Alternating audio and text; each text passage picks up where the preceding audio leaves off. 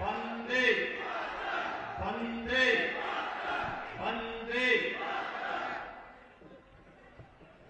आज के इस लोकार्पण और शिलान्यास कार्यक्रम में मंच पर उपस्थित भारतीय जनता पार्टी के लोकप्रिय और कर्मठ प्रदेश अध्यक्ष भारत माता की वंदे वंदे वंदे। आज के इस लोकार्पण और शिलान्यास कार्यक्रम में मंच पर उपस्थित भारतीय जनता पार्टी के लोकप्रिय और कर्मठ प्रदेश अध्यक्ष माननीय श्री स्वतंत्र देव सिंह जी, उत्तर प्रदेश सरकार में मेरे वरिष्ठ सहयोगी गन्ना मंत्री श्री सुरेश राणा जी, भारतीय जनता पार्टी के क्षेत्रीय अध्यक्ष श्री मोहित बेनीवाल जी, माननीय सांसद श्री प्रदीप चौधरी जी, माननीय विधायक श्री तेजेंद्र निर्वाल जी, विधान परिषद के माननीय सदस्य चौधरी वीरेंद्र सिंह जी, भारतीय जनता पार्टी के जिला के अध्यक्ष श्री सत्येंद्र तोमर जी, आज के इस कार्यक्रम में उपस्थित भारतीय जनता पार्टी की वरिष्ठ नेत्री श्रीमती मृगांका सिंह जी, श्री अनिल चौहान जी, श्री रमेश गौड़ कश्यप जी, श्री अजय शर्मा जी, के शुक्ला जी, उत्तर प्रदेश के पुलिस महानिदेशक श्री मुकुल गोयल जी और भारी संख्या में आज के इस कार्यक्रम में उपस्थित जनपद शामली के सभी उपस्थित भाइयों बहनों, कभी इतिहास में भारत की संगीत की एक विशिष्ट विधा के लिए विख्यात रहा केराना घराना किस जन्मभूमि और पश्चिमी उत्तर प्रदेश के प्रमुख व्यापारिक केंद्र केराना में आज हम सब आपकी चिर प्रशिक्षित मांगों को यहां पर पूरा करने के लिए आए हैं। मैं इस अवसर पर धनतेरस, दीपावली, गोवर्धन पूजा, भैया दूज और हम अगले 3 दिन के अंदर ही गोपाष्टमी का पावन पर्व भी मनाएंगे। इन सब की बधाई आपको देते हुए आप सभी भाइयों बहनों का मैं हृदय से अभिनंदन करता हूं। भाइयों बहनों, याद करिए 2017 में भी मैं शामली में आया था। अन्य कार्यक्रमों के सिलसिले में मेरा आना होता रहा है और तब मैंने केराना के बारे में कहा था कि यहां पर सुरक्षा का बेहतर वातावरण देंगे। मुझे याद है केराना की इस पीड़ा को बाबू हुकुम सिंह जी ने जोर शोर से उठाया था। आज बाबू हुकुम सिंह जी हमारे बीच में नहीं हैं। मैं उन्हें उनके स्मृतियों को नमन करते हुए विनम्र श्रद्धांजलि अर्पित करता हूं। और भाइयों बहनों, इस क्षेत्र के बारे में जो विकास की उनकी सोच थी, विकास की सोच को आगे बढ़ाने के लिए आज हम सब इस पश्चिमी उत्तर प्रदेश के कभी प्रमुख व्यापारिक केंद्र के रूप में रहे इस कैराना कस्बे में ढेर सारी परियोजनाओं के साथ आए हैं। याद करिए 2017-18 में यहां के नागरिकों ने, यहां की बहनों ने, यहां की बेटियों ने, यहां के प्रमुख व्यापारी और उद्योगपतियों ने एक मांग की थी कि यहां पर पुलिस चौकी का सुदृढ़ीकरण होना चाहिए। हम लोग उस कार्य को पहले ही कर चुके हैं। हमारे जनप्रतिनिधि बराबर इस बात को कहते थे कि यहां पर पीएसी का एक बटालियन होना चाहिए। और भाइयों बहनों, 250 करोड़ रुपए की लागत से पीएसी की इस बटालियन का आधारशिला रखने के लिए आज मैं यहां पर आया हूं। 1278 पीएसी के जवान रहेंगे यहां पर।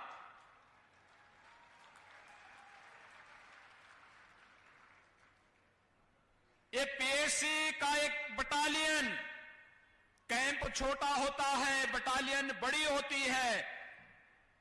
यहां पर किसी भी विपरीत परिस्थिति का सामना करने के लिए यहां के प्रत्येक नागरिक के मन में सुरक्षा का एक नया विश्वास जागृत करने के लिए बड़ी भूमिका का निर्वहन करेगा। और यही तो आश्वासन देने के लिए आज एक बार फिर से मैं आपके पास आया हूं, आपसे कहने के लिए।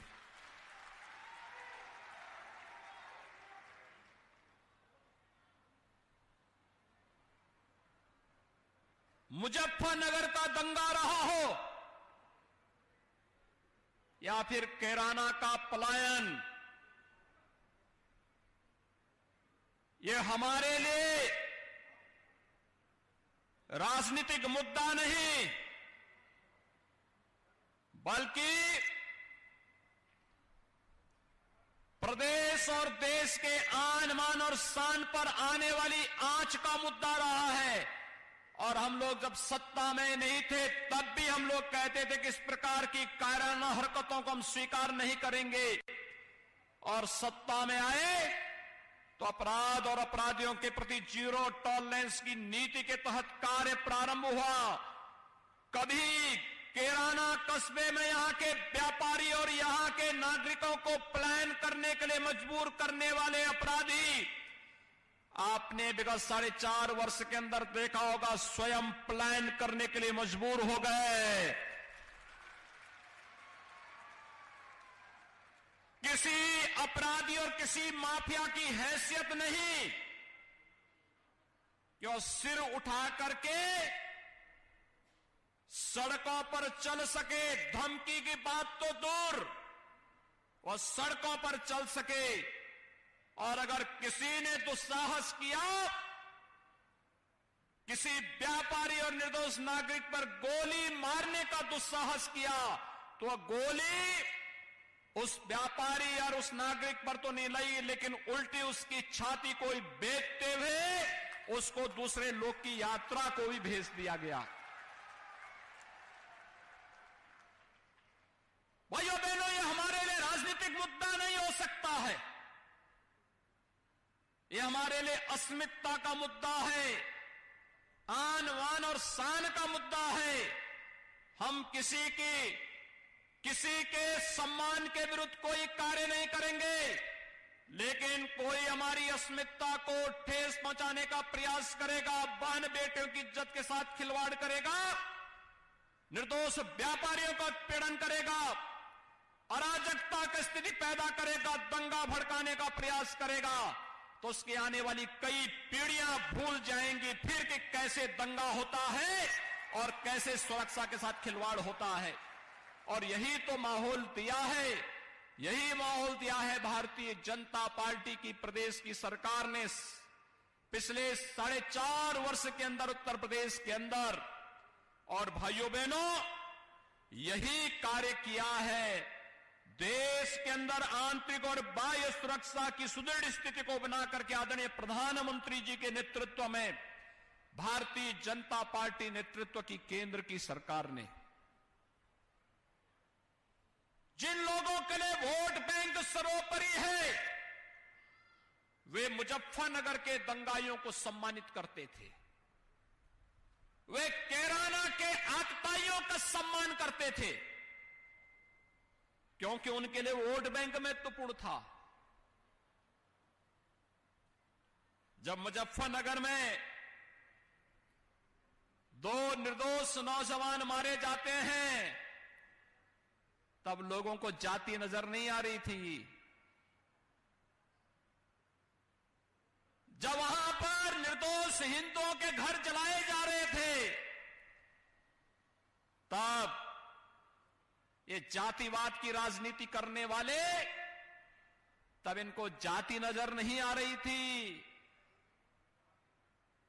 लेकिन भाइयों बहनों, ये धर्म चक्र है। इसी के लिए कहा गया है धर्म चक्र प्रवर्तनाय की बात इसीलिए कही गई है। ये चक्र तो धर्म का घूमता है।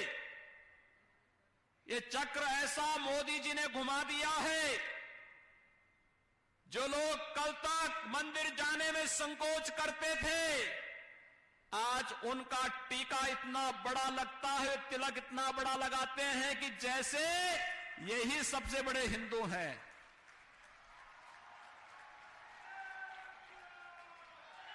यह आपकी एकता की ताकत है, और आपकी इस एकता की ताकत का एहसास कराने के लिए आए हैं। आपने 2014 में मोदी जी पर विश्वास किया। मोदी जी ने देश के अंदर सुरक्षा का बेहतर वातावरण दिया। देश की जनता जनार्दन ने मोदी जी पर विश्वास किया। उन्होंने बिना भेदभाव के गरीब कल्याणकारी योजनाओं का लाभ हर गांव, हर गरीब, हर किसान को दे दिया। मोदी जी ने विकास की बड़ी बड़ी परियोजनाओं को आगे बढ़ाने का कार्य भी किया। बिना भेदभाव के सबका साथ, सबके विकास की भावना को आगे बढ़ाने का कार्य किया।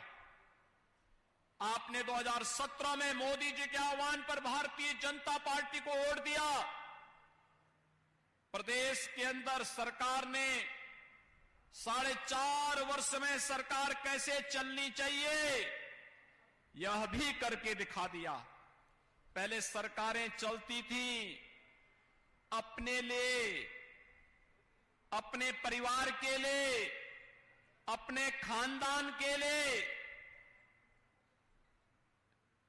नौकरी भी लगती थी चेहरा देखकर, पैसा देखकर। आज तो जब शामली और मुजफ्फरनगर के जवान भी उत्तर प्रदेश पुलिस में भर्ती होते हैं और शिक्षकों की भर्ती में उनका भी स्थान होता है, तो मुझे सचमुच प्रसन्नता होती है कि पहले इन नौजवानों को झूठे मुकदमों में फंसा करके इनकी जिंदगी को तबाह करने का कार्य होता था। मुझे याद है हमारे विधायक और सांसदों के खिलाफ झूठे मुकदमे दर्ज किए गए थे। बाबू हुकुम सिंह जी के खिलाफ, इतने वरिष्ठ नेता के खिलाफ, श्री सुरेश राणा के खिलाफ, श्री तेजेंद्र नरवाल के खिलाफ, श्री संजीव बालियान के खिलाफ झूठे मुकदमे दर्ज कर दिए जाते थे, प्रताड़ित किया जाता था, महीनों महीनों इन्हें जेल में डाला जाता था। दंगाइयों को मुख्यमंत्री के आवास में बुलाकर के सम्मानित किया जाता था, लेकिन आपकी आवाज को उठाने वाले नेताओं को जेल के अंदर ठूंस दिया जाता था, उन्हें प्रताड़ित किया जाता था, झूठे मुकदमों में फंसा करके उलझा दिया जाता था। पिछली सरकारें विकास तो कुछ नहीं करती थी। विकास का मतलब एक परिवार होता था। विकास का मतलब न सड़क, न बिजली, न पानी, न हॉस्पिटल, न गन्ना किसानों के गन्ना मूल्य का भुगतान, न किसानों के लिए क्रय केंद्र, न समय पे खाद, न समय पे बीज, कुछ भी तो नहीं मिलता था। कोई सुविधा नहीं मिलती थी। नौजवानों को नौकरी की बात आती थी, वह पूरा खानदान वसूली के लिए निकल पड़ता था। जाति देखी जाती थी, क्षेत्र देखा जाता था, और न गरीब को मकान मिलता था, न शौचालय मिलता था, न बिजली का कनेक्शन मिलता था। कोई अपनी कन्या की शादी करते समय कन्यादान के रूप में रसोई गैस का कनेक्शन देना चाहता था, नहीं दे सकता था क्योंकि उपलब्धि नहीं था। कोई गरीब बीमार होता था तो उस बेचारे के लिए उपचार के लिए वह असहाय महसूस करता था। भाइयों बहनों, आपने देखा होगा, मोदी जी आए, हर गरीब को एक एक शौचालय दे दिया।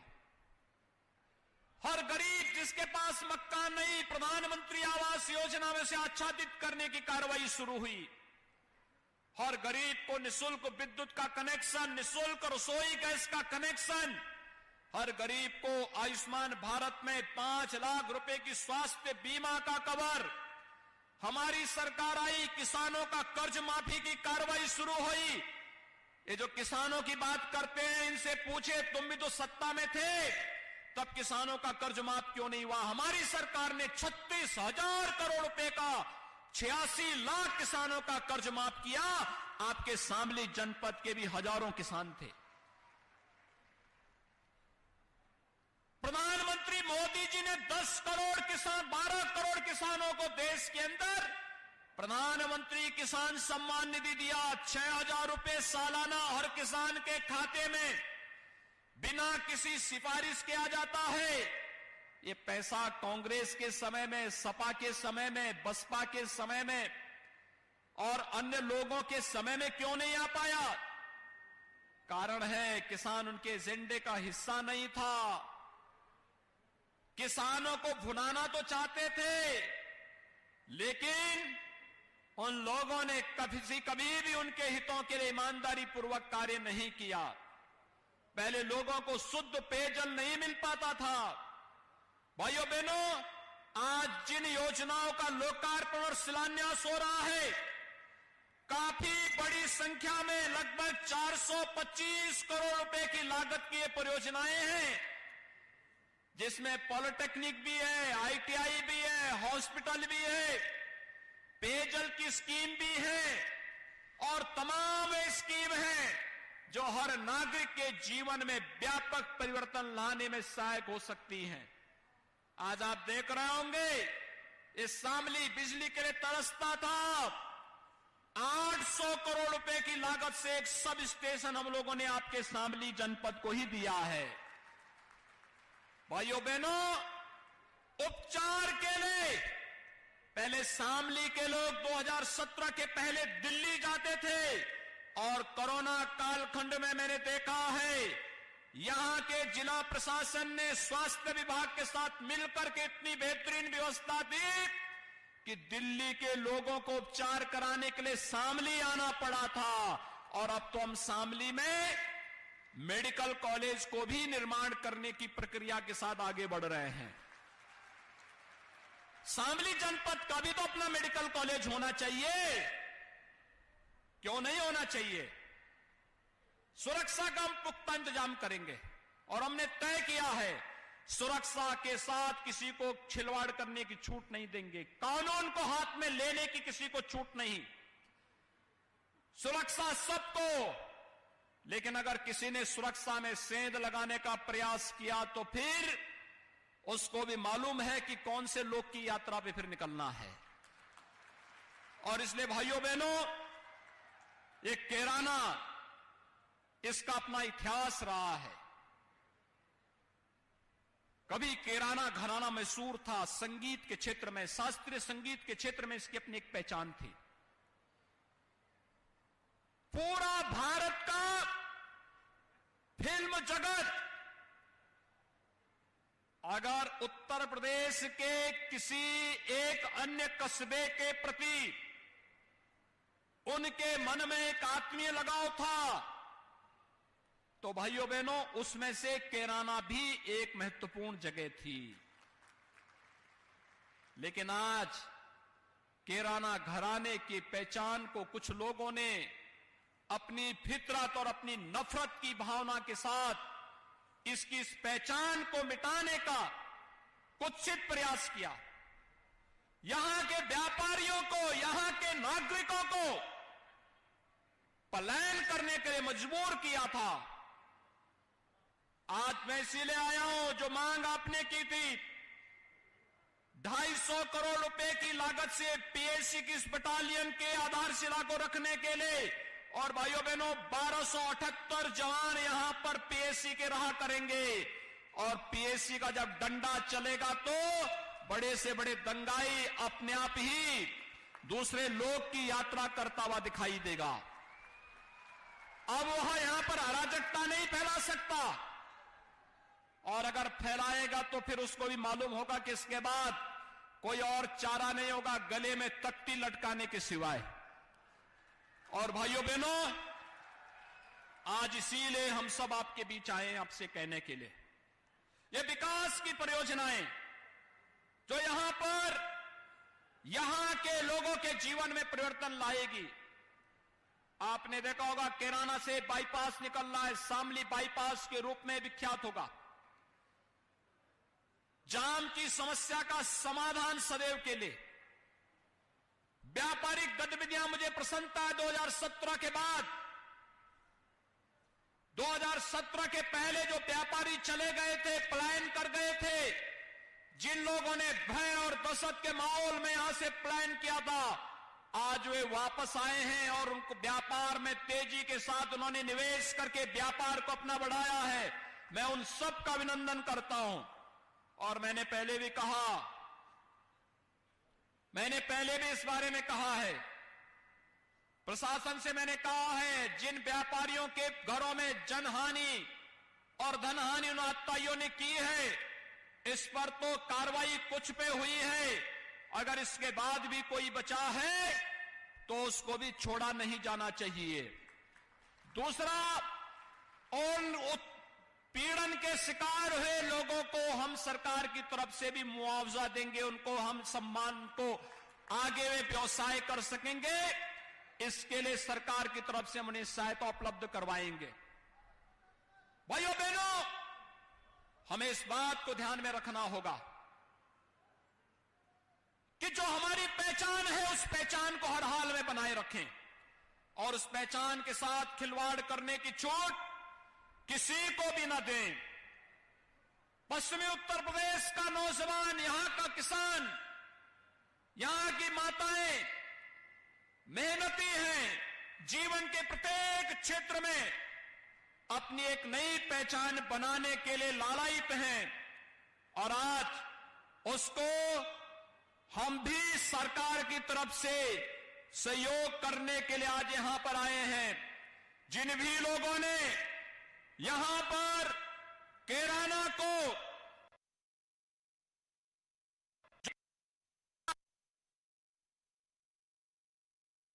इसमें कोई संदेह नहीं होना चाहिए। ये तो विश्वामित्र का यज्ञ है। व्यापारिक केंद्र, जिन लोगों ने भी इस केंद्र को उजाड़ने का दुस्साहस किया है, मारीच और सुबाओं की तरह उनकी दुर्गति हुई है, और मारीच और सुबाओं की तरह ही उनको आने वाले समय में इसी दुर्गति का शिकार भी होना पड़ेगा, इसमें कोई संदेह नहीं होना चाहिए। ये तो विश्वामित्र का यज्ञ है, और ये तो तब जब आज देश के अंदर एक नयापन देखने को मिल रहा है।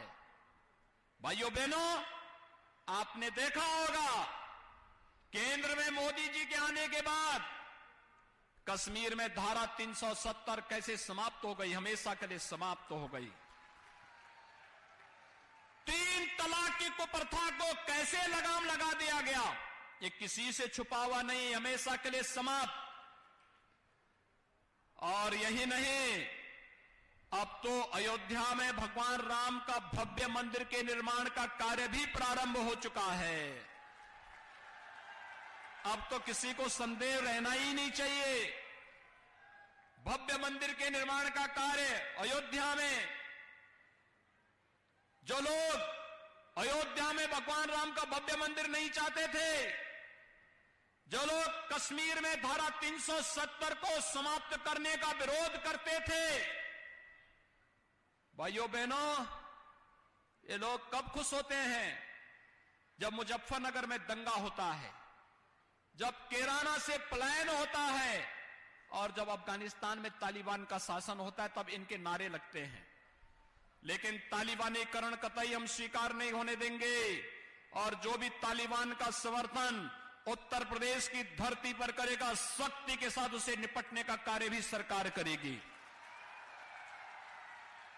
ये तालिबानी मानसिकता नहीं स्वीकार होनी चाहिए, कतई नहीं होनी चाहिए। ये मध्य युग में समाज को ले जाने की कुछ सी चेष्टा है, जो बहन और बेटियों के जीवन को पूरी तरह नारकीय बनाता है, नागरिकों के मौलिक अधिकारों का हनन करता है और जो केवल और केवल एक मजहबी जुनून के साथ जीते हैं, वे लोग इस तालिबानी कुकृत्यों का समर्थन कर रहे हैं। इसको उत्तर प्रदेश की धरती में कतई स्वीकार नहीं करेंगे। और मैं एक बार फिर से आपसे यही कहने के लिए आया हूं, उत्तर प्रदेश आज देश के यशस्वी प्रधानमंत्री मोदी जी के मार्गदर्शन में, उनके नेतृत्व में विकास, शांति और सौहार्द और समृद्धि के जिस मार्ग पर आगे बढ़ा है, हम सबको याद रखना होगा, ये तब बढ़ा है जब हमने जाति, क्षेत्र, भाषा, मत और मजहब से ऊपर उठ करके केवल राष्ट्र धर्म के आधार पर विकास और समृद्धि को महत्व दे करके जब हम लोगों ने इस दिशा में सोच प्रारंभ की, आज उसका परिणाम है गरीब को शासन की योजनाओं का लाभ मिल रहा है, बड़े बड़े विकास के प्रोजेक्ट आ रहे हैं। क्या न गांव, क्या गरीब, क्या किसान, क्या नौजवान, क्या महिलाएं, क्या समाज का हर तबके का व्यक्ति, हर एक व्यक्ति को शासन की सुविधाओं का लाभ मिल रहा है। और भाइयों बहनों, शासन की सुविधा के साथ साथ हर सभ्य समाज के नागरिक को, हर नागरिक को सुरक्षा की गारंटी भी सरकार दे रही है। हमने कहा हर व्यक्ति को सुरक्षा की गारंटी देंगे, लेकिन कानून को हाथ में लेने की छूट किसी को नहीं देंगे। और मैं धन्यवाद दूंगा अपने शामली के अपने सभी जनप्रतिनिधियों को, जिन्होंने मेहनत से यहां पर केंद्र और प्रदेश सरकार की योजनाओं को लाने में सफलता प्राप्त की है। आज भाइयों बहनों, चाहे वह माननीय सांसद श्री प्रदीप चौधरी जी हो, चाहे वह प्रदेश सरकार में मंत्री श्री सुरेश राणा जी हो, चाहे वह विधायक शामली श्री तेजेंद्र निर्वाल जी हो, चाहे वह विधान परिषद के माननीय सदस्य चौधरी वीरेंद्र सिंह जी हो, चाहे यहां पर हमारी पूर्व प्रत्याशी रही और बाबू हुकुम सिंह जी की सुपुत्री श्रीमती मृगांगा सिंह जी हो, चाहे वह यहां पर भारतीय जनता पार्टी के ही वरिष्ठ नेता श्री अनिल चौहान जी हो, चाहे वह श्री मनीष चौहान हो, या भारतीय जनता पार्टी के क्षेत्रीय अध्यक्ष श्री मोहित बेनीवाल हो, चाहे वह भारतीय जनता पार्टी के यहां के जिलाध्यक्ष सत्येंद्र तोमर हो, ये जितने भी लोग हैं, ये सभी लोग विकास के लिए, समृद्धि के लिए और प्रत्येक नागरिक के जीवन में खुशहाली के लिए कार्य करने के लिए निरंतर प्रयास करते हैं। भाइयों बहनों, जब सुरक्षा, समृद्धि और होगी तो खुशहाली स्वयं ही आएगी और उसी खुशहाली के साथ आपके साथ सहभागी बनने के लिए आज मैं स्वयं भी प्रदेश अध्यक्ष जी के साथ में आपके बीच में यहां पर आया हूं। मैं इन सभी 425 करोड़ रुपए की लागत की परियोजनाओं की सौगात शामली जनपद को देते हुए कैराना में इस पीएसी बटालियन की आधारशिला रखते मुझे अत्यंत आनंद की अनुभूति हो रही है। ये दीपावली का उपहार है शामली जनपद के लिए, कैराना कस्बा वासियों के लिए। आप सबको ये मंगलमय हो। यह बटालियन, यहां पर सुरक्षा का बेहतर वातावरण बना पाएगा। इस विश्वास के साथ आप सभी को बेझिझक कैराना को उसकी पहचान दिलाइए। संगीत के प्रमुख घराने के रूप में इसकी जो पहचान थी, उस कैराना घराने की पहचान के साथ साथ एक प्रमुख व्यापारिक केंद्र के रूप में फिर से कैराना उभरेगा। इसके लिए सभी लोग मिलकर के कार्य करेंगे। सरकार इसमें भरपूर सहयोग करेगी। यहां पर कुछ औद्योगिक केंद्र विकसित करने की मांग हमारे जनप्रतिनिधियों ने की है। उसके लिए सरकार पूरी संवेदनशील तरीके से इस कार्यक्रम को आगे बढ़ाएगी। इस विश्वास के साथ एक बार फिर से मैं आप सबको हृदय से बधाई देता हूं, अपनी शुभकामनाएं देता हूं और अपनी वाणी को देता हूं विराम। जय जय श्री राम, जय जय श्री राम।